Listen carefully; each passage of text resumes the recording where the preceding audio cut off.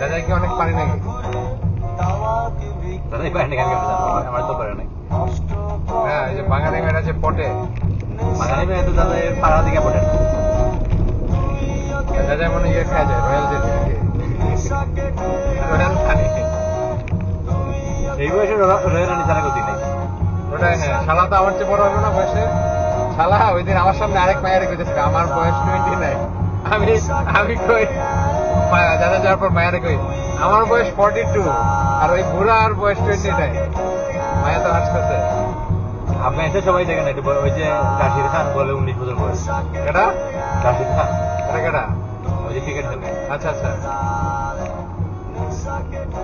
তবে পাকিস্তানি কিছু কিছু ছেলে পেলেদের মানে বয়স বেশি দেখা যায়, মানে ওদের স্কিন টোনের জন্য।